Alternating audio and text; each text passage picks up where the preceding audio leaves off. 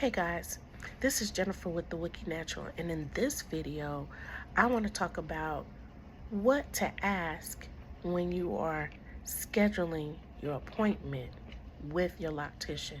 So stay tuned. Hey, I'm back, and I just want to get right into this video. What kind of questions should you ask when you are having your initial consultation with your consultant, with your loctician? And some of the things, as the client talking to the loctician, is I would want to see their body of work. And I would like to maybe get them to explain how they started, like what made you want to be a loctician. Interview your person. Try to find out more about why they're doing this.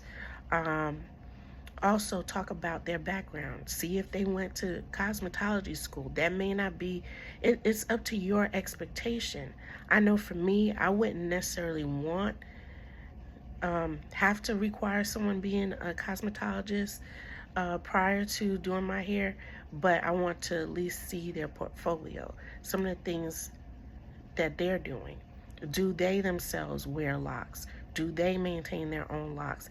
That may not be something that is like a X or a critique on them, but what's the word I want to say? It's not a critique. I want to say make it a no deal type of thing if they don't maintain their own locks. But do they have locks? Have they had locks? I would be asking that question, because to me, if you can maintain your own, I know it's not the same as maintaining others' hair, but if you have your locks yourself, you have them. I think you just have a more personalized understanding of what locking takes and everything that has to do with locking.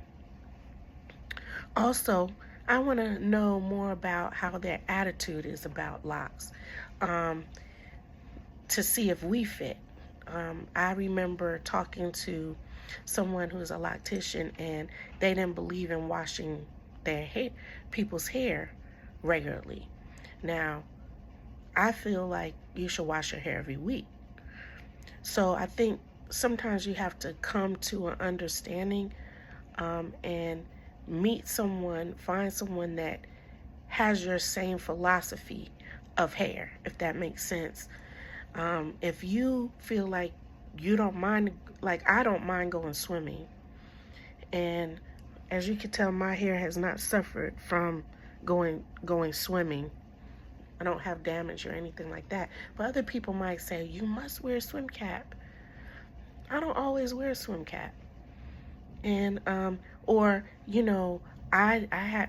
feel like you should only dye your hair once and not at the roots, and then somebody else might feel, well, I want to dye my hair 3 and 4 times a year.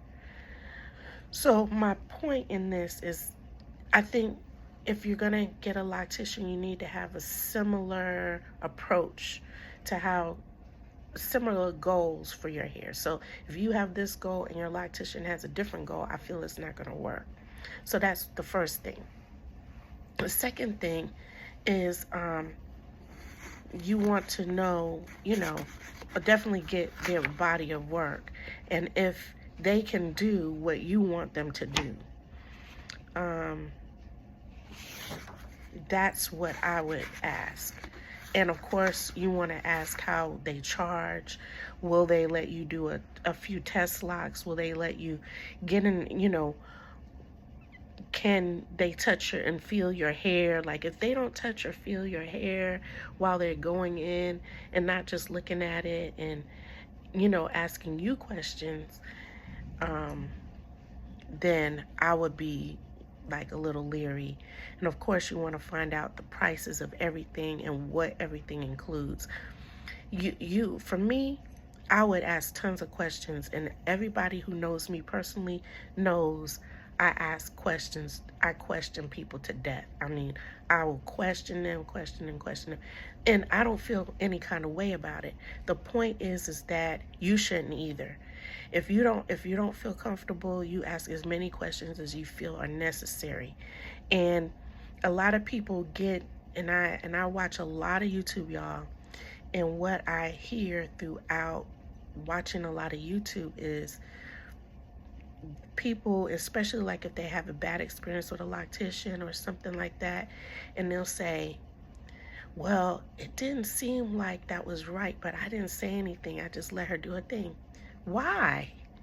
You're paying your money to let somebody mess up your head? No.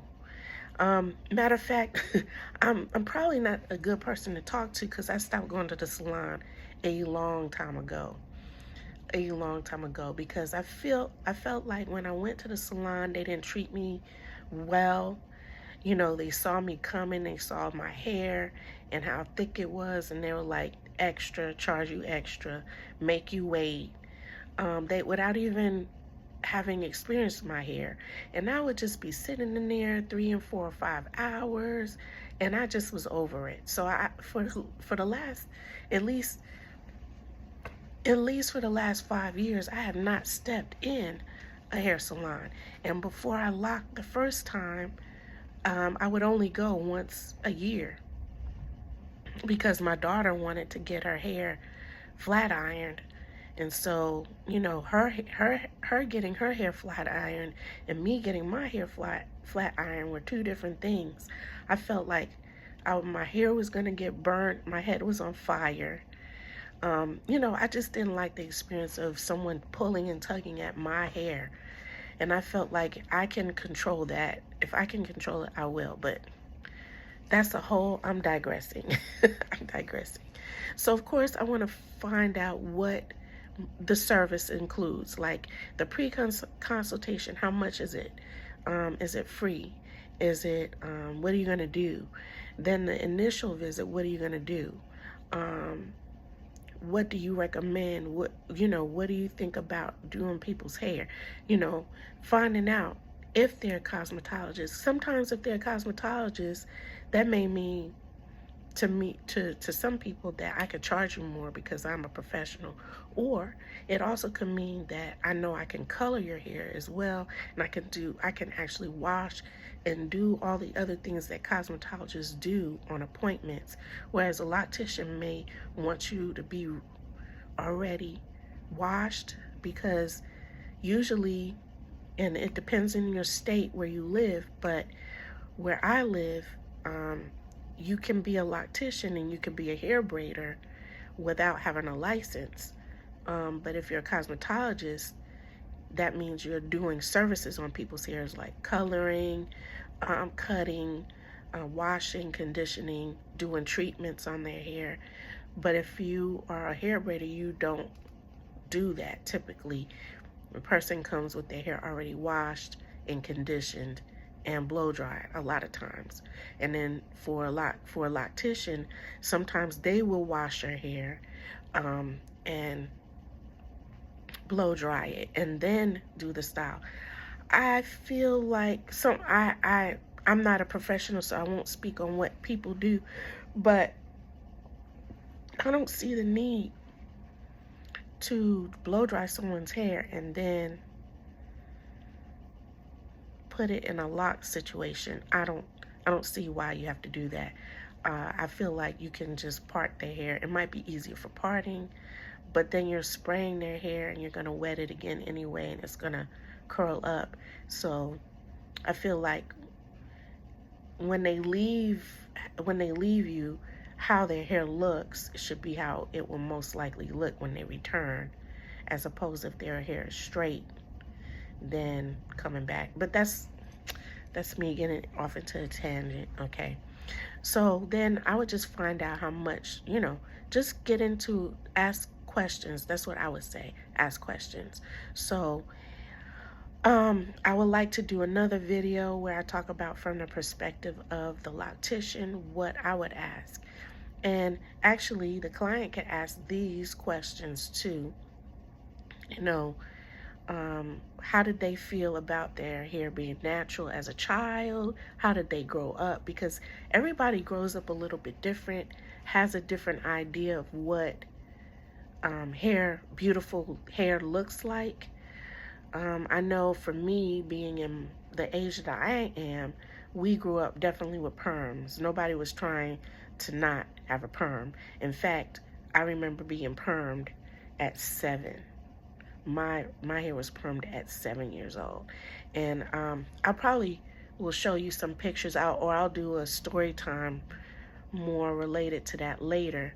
But yeah, I might get some pictures and do a little progression of my hair so you can see where I'm coming from in another video. That might be a good idea. I need to write that down.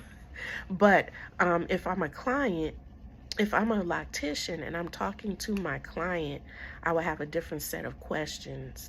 So in the next video that I do, you'll see that. So I'll keep you hanging on that one. And until next time, stay wookie.